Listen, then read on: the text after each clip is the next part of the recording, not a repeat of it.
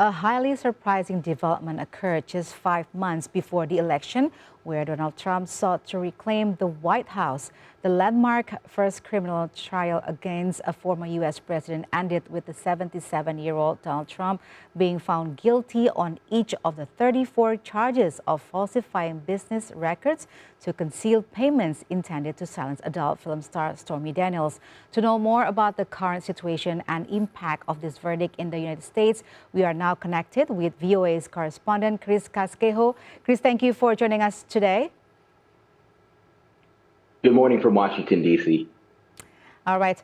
Donald Trump is found guilty for falsifying business records in a scheme that has influenced the result of 2016 elections in the United States. How did the case start? Well, Trump was convicted after Michael Cohen, his one-time political fixer turned acidic critic, testified that Trump told him to just do it and make $130,000 in hush money payments ahead of the 2016 election to adult film star Stormy Daniels to silence her claim that she had a brief one-night sexual encounter with Trump a decade earlier.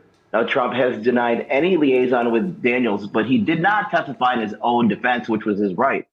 Now, a hush money deal is not illegal, but Trump was convicted of all charges in the 34-count indictment that accused him of falsifying business records at his Trump Organization real estate company to hide the 2017 reimbursement of the hush money payment to Cohen, which Trump claimed was for money owed to Cohen for his legal work. The 34 counts involved 11 invoices Cohen filed with the Trump company officials to be reimbursed, 12 ledger entries in the company's records, and 11 checks sent to Cohen, 9 of which Trump had signed. The Trump defense team claimed Cohen did this without Trump's knowledge when he wired the money to Stormy Daniels' lawyer. Now, the former president has denied the entirety of the claim of this indictment against him, and he's expected to appeal. What's the reactions and opinions of people in the states regarding the verdict? Well, even as the verdict was read, the U.S. electorate remains deeply divided, so it's unclear whether this criminal conviction will have any impact at all on the election. Leading strategists in both parties believe Trump is still well positioned to defeat incumbent President Joe Biden in November, as he's leading in many of the key battleground states. Even though he faces the prospect of a prison sentence, but many observers expect that Trump will be sentenced to probation and fines when he's sentenced in July, because this is a nonviolent offense and because he doesn't have any prior criminal record. Now, a recent ABC News Ipsos poll found that only 4% of Trump supporters said they would stop their backing of him if he's convicted of a felony, which he was yesterday, though another 16% said they could reconsider it. But this was a poll that was done before the verdict was read, so we'll have to see how the numbers play out in the coming days and weeks ahead. So what do you think is going to be the actual impact of the verdict on Trump to the current political landscape in the U.S.? Well, immediately after the verdict, both Republicans and Democrats started fundraising for their campaigns based on the verdict. Now, the Trump campaign alleged in a statement that he was not able to have a fair trial in one of the most liberal cities in America, which is New York City, Manhattan, where the trial happened.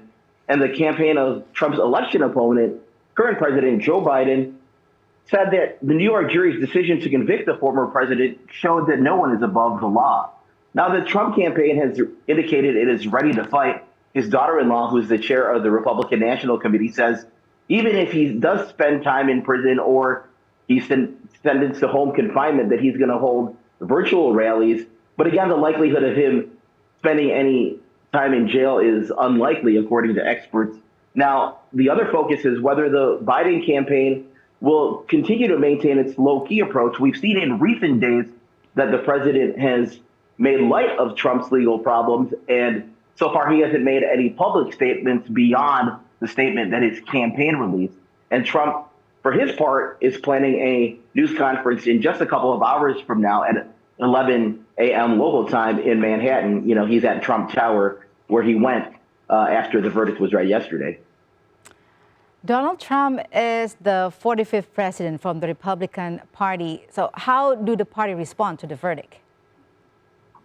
Well, all the key Republicans are closing ranks behind their presumptive nominee in November. U.S. House Speaker Mike Johnson, who is a top-ranking Republican, said in a statement that it's a shameful day in American history, and it's predicated on the testimony of a disbarred convicted felon, referring to Michael Cohen, who was the key prosecution witness.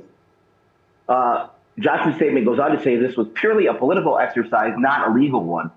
Republican Senator Lindsey Graham, in a statement, criticized the process that led to the guilty verdict, calling the judge obnoxious and biased, and that a jury pool came from one of the most liberal areas in America, echoing Johnson's statement. And of course, Lindsey Graham has gone from Trump critic when he was running in 2016 to staunch Trump supporter when he was in office, and continuing to this day. Now, one exception is former Maryland Governor Larry Hogan, who told voters on the social media platform X to respect the verdict.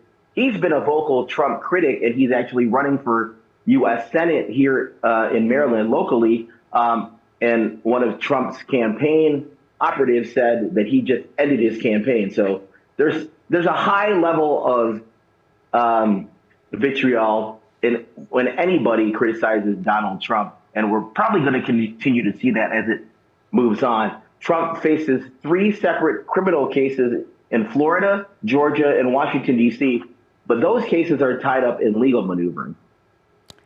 All right, Chris Casquejo, thank you once again for joining us on TV Our World.